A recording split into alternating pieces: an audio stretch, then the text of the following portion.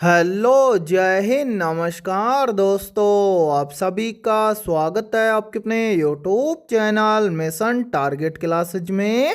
आज के इस क्लास में हम रेलवे ग्रुप डी परीक्षा 2026 के लिए नौवा प्रैक्टिस सेट लेकर आए हैं।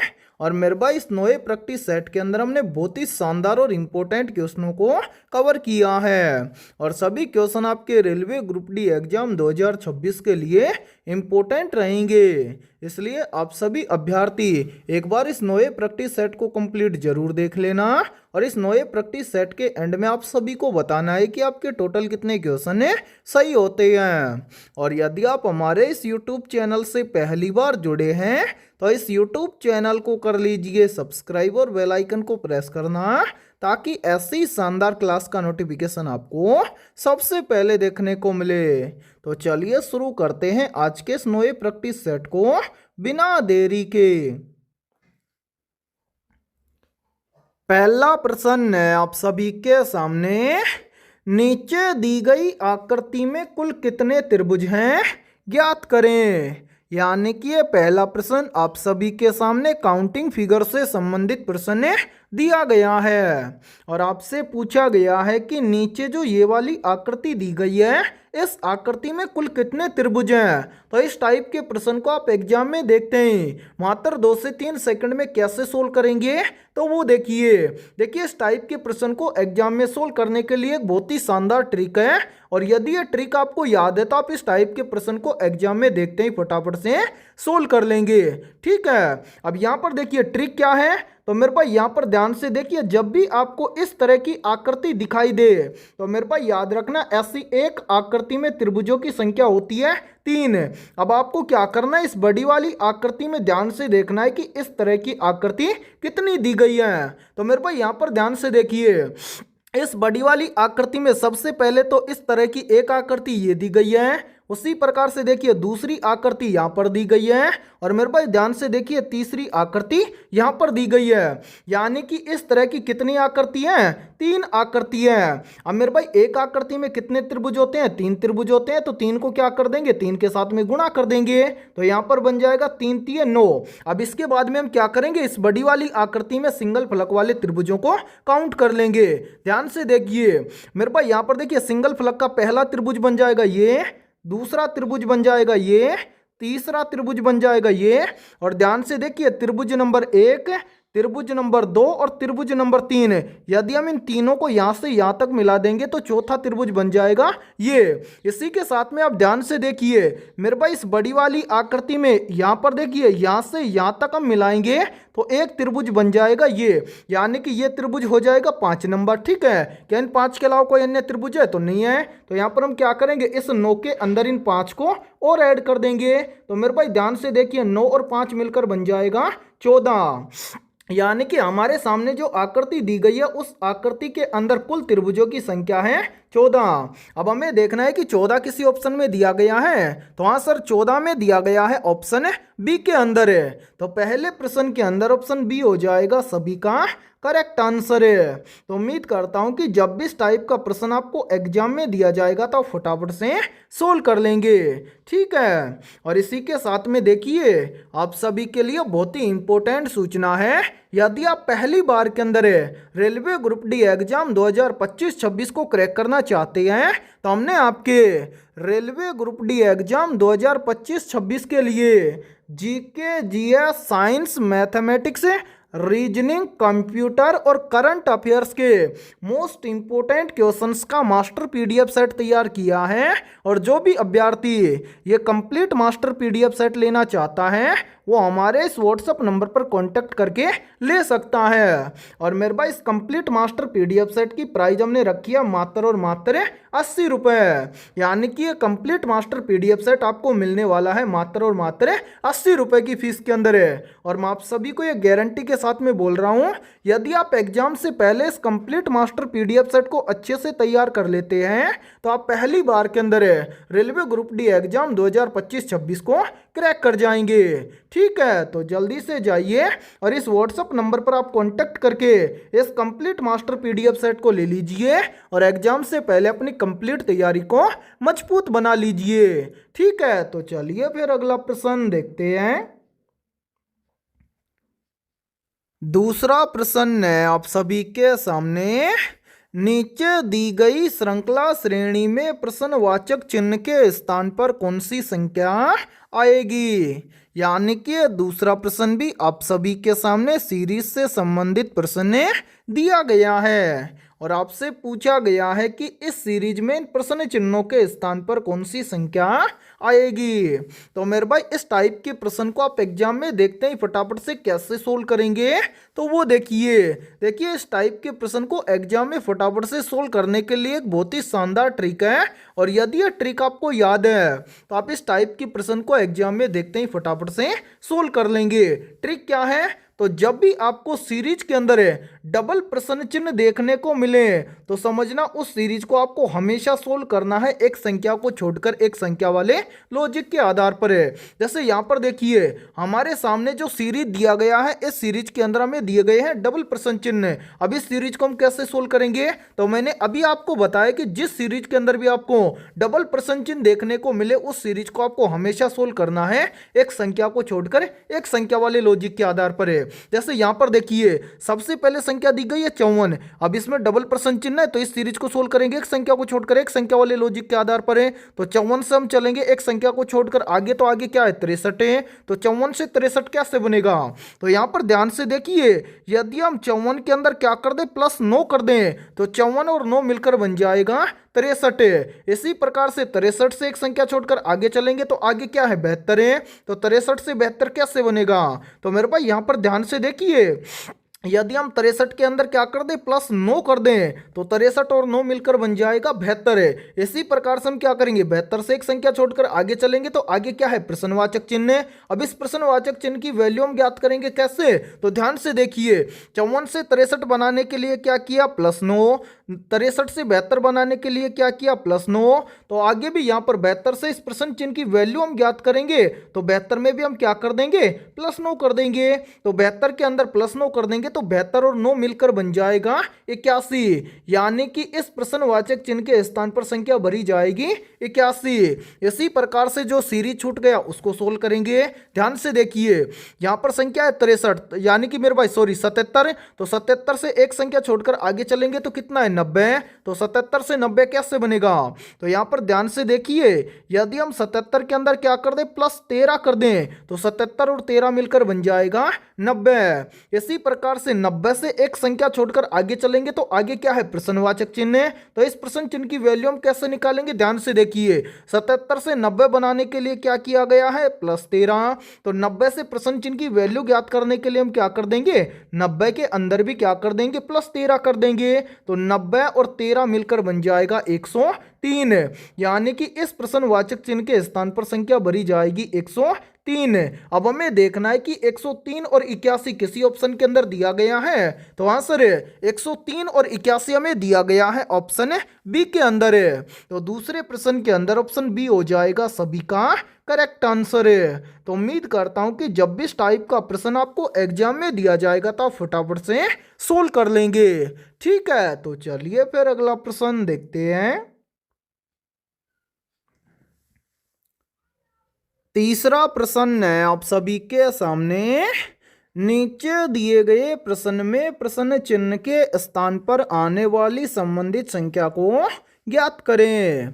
यानी कि ये तीसरा प्रश्न आप सभी के सामने नंबर एनालॉजी से संबंधित प्रश्न दिया गया है और आपसे पूछा गया है कि जिस प्रकार से 4 का संबंध 65 के साथ में और 5 का संबंध 126 के साथ में, उसी प्रकार से 6 का संबंध किस संख्या के साथ में होगा। तो मेरे भाई इस टाइप के प्रश्न को आप एग्जाम में देखते हैं मात्र 2 से 3 सेकंड में कैसे सोल्व करेंगे, तो वो देखिए देखिए इस प्रश्न के अंदर हम क्या करेंगे, सबसे पहले तो हम यहाँ पर पता करेंगे कि 4 से यहाँ पर 65 कैसे बना है। तो मेरे भाई यहाँ पर ध्यान से देखिए 4 से यहाँ पर 65 बनाने के लिए क्या किया गया है, सबसे पहले तो इस 4 का किया गया है क्यूब। 4 का क्यूब कितना होता है, तो यहाँ पर ध्यान से देखिए 4 का क्यूब होता है 64 और यहाँ पर लिखा गया है 65। तो 64 से 65 बनाने के लिए क्या किया गया है, यहाँ पर किया गया है 64 के अंदर +1 है। तो 64 और 1 मिलकर बन जाएगा मेरे भाई कितना, 64 और 1 मिलकर बन जाएगा 65। और ध्यान से देखिए 65 यहाँ पर आप सभी के सामने दिया भी गया है। अब यही सेम लॉजिक हम लगाकर यहाँ पर देखेंगे कि 5 से यहाँ पर 126 इसी प्रकार से बना है क्या। तो यहाँ पर भी हम क्या करेंगे, सबसे पहले तो इस 5 का करेंगे क्यूब। 5 का क्यूब कितना होता है, तो मेरे भाई 5 का क्यूब होता है 125 और यहाँ पर लिखा गया है कितना 126 है। तो 125 के अंदर हम यहाँ पर भी क्या कर देंगे, +1 कर देंगे। तो 125 और 1 मिलकर बन जाएगा 126। और ध्यान से देखिए 126 यहाँ पर आप सभी के सामने दिया भी गया है। अब यही सेम लॉजिक हम लगाएंगे इस 6 के अंदर और इस 6 से इस प्रश्न चिन्ह की वैल्यू ज्ञात करेंगे। तो करेंगे क्या, सबसे पहले तो हम करेंगे इस 6 का क्यूब। तो यहाँ पर ध्यान से देखिए 6 का क्यूब कितना होता है, तो मेरे भाई याद रखना 6 का क्यूब होता है 216 और सभी के अंदर +1 किया गया है। तो 216 के अंदर भी हम क्या कर देंगे, +1 कर देंगे। तो 216 और 1 मिलकर बन जाएगा 217। ठीक है, यानी कि इस प्रश्नवाचक चिन्ह के स्थान पर संख्या भरी जाएगी 217। अब हमें देखना है कि संख्या 217 किसी ऑप्शन में दी गई है। तो हाँ सर, संख्या 217 में दी गई है ऑप्शन ए के अंदर है। तो तीसरे प्रश्न के अंदर ऑप्शन ए हो जाएगा सभी का करेक्ट आंसर है। तो उम्मीद करता हूं कि ये तीसरा प्रश्न भी आपको अच्छे से क्लियर हो गया होगा। और जब भी इस टाइप का प्रश्न आपको एग्जाम में दिया जाएगा तो आप फटाफट से सोल्व कर लेंगे। और मेरे भाई इस क्लास के अंदर आपको एंड तक बने रहना है, क्योंकि इस क्लास के अंदर हमने बहुत ही शानदार और इम्पोर्टेंट क्वेश्चनों को कवर किया है। ठीक है, तो चलिए फिर अगला प्रश्न देखते हैं। चौथा प्रश्न है आप सभी के सामने, नीचे दिए गए विकल्पों में से संबंधित संख्या को चुनिए। यानी कि ये चौथा प्रश्न आप सभी के सामने नंबर एनालॉजी से संबंधित प्रश्न दिया गया है और आपसे पूछा गया है कि जिस प्रकार से 9 का संबंध 108 के साथ में, उसी प्रकार से 16 का संबंध किस संख्या के साथ में होगा। तो मेरे भाई इस टाइप के प्रश्न को आप एग्जाम में देखते ही मात्र 2 से 3 सेकंड में कैसे सोल्व करेंगे, तो वो देखिए जब भी इस टाइप का प्रश्न आपको एग्जाम में दिया जाए तो आपको क्या करना है, सबसे पहले आपको यहाँ पर पता करना है कि 9 से यहाँ पर 108 कैसे बना है। यानी कि जिस प्रकार से 9 से यहाँ पर 108 बना है, उसी प्रकार से फिर हम यहाँ पर बताएंगे कि 16 से इस प्रश्नवाचक चिन्ह के स्थान पर कौन सी संख्या आएगी। तो मेरे भाई यहाँ पर ध्यान से समझिए इस प्रश्न को किस प्रकार से सोल्व किया गया है। सबसे पहले हम क्या करेंगे, यहाँ पर पता करेंगे कि 9 से यहाँ पर 108 कैसे बना है।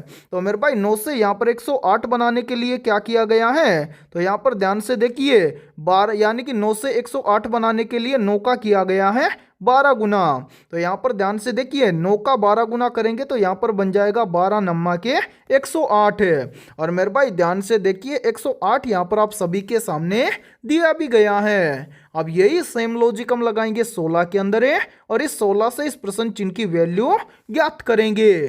तो करेंगे क्या, इस 16 से इस प्रश्न चिन्ह की वैल्यू ज्ञात करने के लिए हम इस 16 का क्या कर देंगे, 12 गुना कर देंगे। तो यहाँ पर ध्यान से देखिए 16 का 12 गुना करेंगे तो 16 का 12 गुना करेंगे तो यहाँ पर बन जाएगा 192, यानी कि इस प्रश्नवाचक चिन्ह के स्थान पर संख्या भरी जाएगी 192। अब हमें देखना है कि संख्या 192 किसी ऑप्शन में दी गई है। तो हाँ सर, संख्या 192 में दी गई है ऑप्शन बी के अंदर है। तो चौथे प्रश्न के अंदर ऑप्शन बी हो जाएगा सभी का करेक्ट आंसर है। तो उम्मीद करता हूं कि ये चौथा प्रश्न भी आपको अच्छे से क्लियर हो गया होगा। और जब भी इस टाइप का प्रश्न आपको एग्जाम में दिया जाएगा तो आप फटाफट से सोल्व कर लेंगे। ठीक है, तो चलिए फिर अगला प्रश्न देखते हैं। पांचवा प्रश्न है आप सभी के सामने, नीचे दी गई आकृति में प्रश्न चिन्ह के स्थान पर आने वाली लुप्त संख्या को ज्ञात करें। यानी कि ये पांचवा प्रश्न आप सभी के सामने मिसिंग नंबर से संबंधित प्रश्न दिया गया है और आपसे पूछा गया है कि इस आकृति में इस प्रश्नवाचक चिन्ह के स्थान पर कौन सी संख्या आएगी। तो मेरे भाई इस टाइप के प्रश्न को आप एग्जाम में देखते हैं फटाफट से कैसे सोल्व करेंगे। तो वो देखिए इस टाइप के प्रश्न को हम सोल्व करते हैं, या तो हम इस टाइप के प्रश्न को सोल्व करेंगे किसके अंदर है, कॉलम के अंदर है, या फिर हम इस टाइप के प्रश्न को सोल्व करेंगे रो के अंदर है। अब 90% स्टूडेंट यहां पर बोलेंगे कि सर हमें कैसे पता चलेगा कि हम इस प्रश्न को रो में सोल्व करें या फिर कॉलम में। तो मेरे भाई जिस तरफ आपको बड़ी संख्या दिखाई दे 90% हम इस टाइप के प्रश्न को बड़ी संख्या की तरफ ही सोल्व करेंगे। तो बड़ी संख्या हमें दी गई है किसके अंदर, रो के अंदर है, तो इस प्रश्न को हम क्या करेंगे, रो के अंदर ही सोल्व करेंगे। तो यहां पर ध्यान से देखिए करेंगे क्या, एक बार इन सभी को यहां से हटा देते हैं, फिर इसके बाद में हम क्या करेंगे, इस प्रश्न को सोल्व करेंगे। तो मेरे भाई यहां पर देखिए हमें पता चल गया कि हम इस प्रश्न को क्या करेंगे, रो के अंदर सोल्व करेंगे। तो सबसे पहले हम पता करेंगे कि इस पहली रो के अंदर यहां पर संख्या 72 कैसे आई है। उसी प्रकार से हम दूसरी रो के अंदर पता करेंगे कि यहां पर संख्या 24 कैसे आई है। यानी कि जिस प्रकार से पहली रो के अंदर संख्या 72 और दूसरी रो के अंदर संख्या यहां पर 24 जिस प्रकार से आई है, उसी प्रकार से हम क्या करेंगे, इस तीसरी रो के अंदर इस प्रश्न चिन्ह की वैल्यू ज्ञात करेंगे। ठीक है, तो ध्यान से समझिए इस प्रश्न को कैसे सोल्व किया गया है। यहां पर देखिए सबसे पहले हमें क्या करना है, इस पहली रो के अंदर पता करना है कि यहां पर संख्या 72 कैसे आई है। तो यहां पर 72 लाने के लिए क्या किया गया है, मेरे भाई ध्यान से देखिए 72 से जस्ट आगे हमें दो संख्या दी गई है, पहली संख्या है 6 और दूसरी संख्या है 13। तो यहां पर 72 लाने के लिए क्या किया गया है, इन दोनों संख्याओं को आपस में गुणा किया गया है। तो यहां पर देखिए 6 और 13 का आपस में गुणा करेंगे तो यहां पर बन जाएगा 13 छिके 78। ठीक है, और 78 से 72 बनाने के लिए क्या किया गया है, इस पहली संख्या को यानी कि 6 को घटाया गया है। तो 78 में से 6 को घटा देंगे तो कितना बचेगा, 72 है। और ध्यान से देखिए 72 यहां पर आप सभी के सामने दिया भी गया है। अब इसी प्रकार से हम क्या करेंगे, यहां पर दूसरी पंक्ति के अंदर या दूसरी रो के अंदर पता करेंगे कि यहां पर भी 24 इसी प्रकार से आया है क्या। तो 24 के जस्ट सामने भी हमें दो संख्या दी गई है, पहली संख्या है 4 और दूसरी संख्या है 7। तो यहां पर हम क्या करेंगे, इन दोनों संख्याओं को आपस में गुणा कर देंगे। तो मेरे भाई यहां पर ध्यान से देखिए 4 और 7 को आपस में गुणा करेंगे तो यहां पर बन जाएगा 7 चौका 28 और इस 28 में से हम क्या करेंगे, इस पहली संख्या यानी कि 4 को घटा देंगे। तो 28 में से 4 को घटा देंगे तो कितना बचेगा, 24 है। और मेरे भाई ध्यान से देखिए 24 यहां पर आप सभी के सामने दिया भी गया है। अब मेरे भाई यही सेम लॉजिक हम लगाएंगे इस तीसरी पंक्ति है, तीसरी रो के अंदर है, और इस प्रश्न चिन्ह की वैल्यू ज्ञात करेंगे। तो ध्यान से देखिए प्रश्न चिन्ह के जस्ट सामने हमें दो संख्या दी गई है, पहली संख्या है 9 और दूसरी संख्या है 11। तो यहां पर हम क्या करेंगे, इन दोनों संख्याओं को भी यहां पर आपस में गुणा कर देंगे। तो यहां पर ध्यान से देखिए 9 और 11 को आपस में गुणा करेंगे तो यहां पर बन जाएगा 11 9 99। और इस 99 में से हम क्या कर देंगे, इस पहली संख्या यानी कि 9 को घटा देंगे। तो 99 में से 9 को घटाएंगे तो यहां पर बचेगा 90। यानी कि इस प्रश्नवाचक चिन्ह के स्थान पर संख्या भरी जाएगी 90। अब हमें देखना है कि 90 किसी ऑप्शन में दिया गया है। तो आंसर है संख्या 90 में दी गई है ऑप्शन ए के अंदर है। तो पांचवें प्रश्न के अंदर ऑप्शन ए हो जाएगा सभी का करेक्ट आंसर है। तो उम्मीद करता हूं कि जब भी आपको एग्जाम के अंदर मिसिंग नंबर से संबंधित प्रश्न दिया जाएगा तो आप फटाफट से सोल्व कर लेंगे। ठीक है, तो चलिए फिर अगला प्रश्न देखते हैं। छठा प्रश्न है आप सभी के सामने, निम्नलिखित में से मनुष्य के शरीर में सबसे बड़ी कोशिका कौन सी है। मेरे भाई मोस्ट इंपोर्टेंट प्रश्न है ये, तो जल्दी से बताइए इन चारों में से करेक्ट आंसर क्या होगा। यहाँ पर आपसे पूछा गया है कि मनुष्य के शरीर की सबसे बड़ी कोशिका कौन सी है। तो यहाँ पर देखिए इन चारों में से करेक्ट आंसर हो जाएगा सभी का ऑप्शन है ए। मनुष्य के शरीर की सबसे बड़ी कोशिका है तंत्रिका कोशिका। तो छठे प्रश्न के अंदर करेक्ट आंसर हो जाएगा सभी का ऑप्शन है ए। और मेरे भाई इस क्लास के अंदर आपको एंड तक बने रहना है क्योंकि इस क्लास के अंदर हमने बहुत ही शानदार और इम्पोर्टेंट क्वेश्चनों को कवर किया है। ठीक है, तो चलिए फिर अगला प्रश्न देखते हैं। सातवां प्रश्न है आप सभी के सामने, किस मुगल सम्राट ने दीन ए इलाही धर्म शुरू किया था?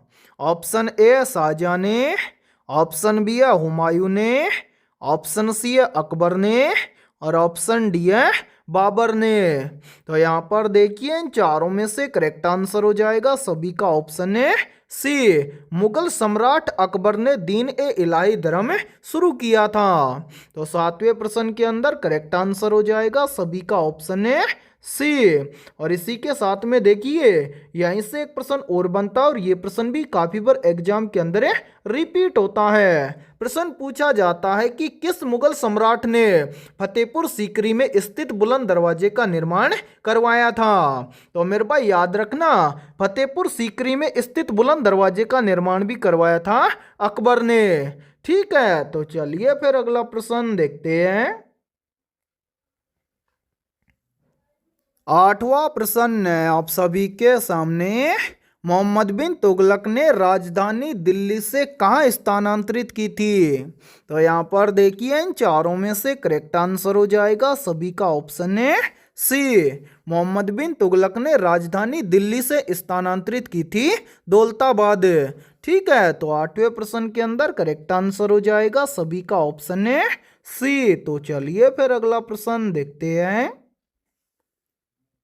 नौवां प्रश्न है आप सभी के सामने, वैश्विक आतंकवाद सूचकांक 2025 में भारत कौन से स्थान पर है? तो यहाँ पर देखिए इन चारों में से करेक्ट आंसर हो जाएगा सभी का ऑप्शन है ए, वैश्विक आतंकवाद सूचकांक 2025 में भारत 96वें स्थान पर है। तो नौवें प्रश्न के अंदर करेक्ट आंसर हो जाएगा सभी का ऑप्शन है ए। तो चलिए फिर अगला प्रश्न देखते हैं। 10वां प्रश्न है आप सभी के सामने, प्रसिद्ध पुस्तक सत्यार्थ प्रकाश की रचना किसने की थी? ऑप्शन ए स्वामी विवेकानंद ने, ऑप्शन बी है राजा राम मोहन राय ने, ऑप्शन सी है ज्योतिबा राव फूले ने और ऑप्शन डी है स्वामी दयानंद सरस्वती ने। तो यहाँ पर देखिए इन चारों में से करेक्ट आंसर हो जाएगा सभी का ऑप्शन है डी, प्रसिद्ध पुस्तक सत्यार्थ प्रकाश की रचना की थी स्वामी दयानंद सरस्वती ने। तो 10वें प्रश्न के अंदर करेक्ट आंसर हो जाएगा सभी का ऑप्शन है डी। और मेरे भाई यहाँ पर देखिए, यदि ये क्लास आपको पसंद आ रही है तो जल्दी से एक बार इस क्लास को लाइक कर दीजिए। और यदि आप हमारे इस YouTube चैनल से पहली बार जुड़े हैं तो इस YouTube चैनल को कर लीजिए सब्सक्राइब और बेल आइकन को प्रेस करना, ताकि ऐसी शानदार क्लास का नोटिफिकेशन आपको सबसे पहले देखने को मिले। तो चलिए फिर अगला प्रश्न देखते हैं। 11वां प्रश्न है आप सभी के सामने, भारतीय राष्ट्रीय कांग्रेस का प्रथम अधिवेशन कहाँ हुआ था? मेरे भाई ये प्रश्न आरआरबी ग्रुप डी एग्जाम 2022 के अंदर पूछा गया प्रश्न है। तो यहाँ पर देखिए इन चारों में से करेक्ट आंसर हो जाएगा सभी का ऑप्शन है बी, भारतीय राष्ट्रीय कांग्रेस का प्रथम अधिवेशन हुआ था मुंबई में। तो 11वें प्रश्न के अंदर करेक्ट आंसर हो जाएगा सभी का ऑप्शन है बी। तो चलिए फिर अगला प्रश्न देखते हैं। 12वां प्रश्न है आप सभी के सामने, मनुष्य के सुनने की क्षमता कितनी होती है? या फिर देखिए इसी प्रश्न को एग्जाम के अंदर घुमाकर ऐसे भी पूछ लिया जाता है। प्रश्न पूछा जाता है कि मनुष्य के कानों की सुनने की क्षमता कितनी होती है? तो यहाँ पर देखिए इन चारों में से करेक्ट आंसर हो जाएगा सभी का ऑप्शन है बी, मनुष्य के कानों की सुनने की क्षमता होती है 20 हर्ट्ज से 20,000 हर्ट्ज की। ठीक है, तो 12वें प्रश्न के अंदर करेक्ट आंसर हो जाएगा सभी का ऑप्शन है बी। और मेरे भाई ये प्रश्न बहुत ही इंपॉर्टेंट प्रश्न है, क्योंकि ये प्रश्न आरआरबी ग्रुप डी एग्जाम 2018 के अंदर पूछा गया प्रश्न है। ठीक है, तो चलिए फिर अगला प्रश्न देखते हैं। 13वां प्रश्न है आप सभी के सामने, निम्नलिखित में से यूनेस्को का मुख्यालय कहाँ स्थित है? ऑप्शन ए न्यूयॉर्क में, ऑप्शन बी है जिनेवा में, ऑप्शन सी है पेरिस में और ऑप्शन डी है काठमांडू में। तो यहाँ पर देखिए इन चारों में से करेक्ट आंसर हो जाएगा सभी का ऑप्शन है सी। यूनेस्को का मुख्यालय स्थित है पेरिस में। तो 13वें प्रश्न के अंदर करेक्ट आंसर हो जाएगा सभी का ऑप्शन है सी। और मेरे भाई यहाँ पर देखिए आप सभी अभ्यर्थियों के लिए बहुत ही इंपॉर्टेंट सूचना है। जिन भी अभ्यर्थियों का एग्जाम 2 फरवरी को होने वाला है उन सभी अभ्यर्थियों के लिए हमने ऑल सब्जेक्ट के ऊपर करीब 21,000 प्लस रामबाण क्वेश्चनों का मास्टर पीडीएफ सेट तैयार किया है। और जो भी अभ्यर्थी ये कंप्लीट मास्टर पीडीएफ सेट लेना चाहता है वो हमारे इस व्हाट्सएप नंबर पर कॉन्टेक्ट करके ले सकता है। व्हाट्सएप नंबर है 7374826893।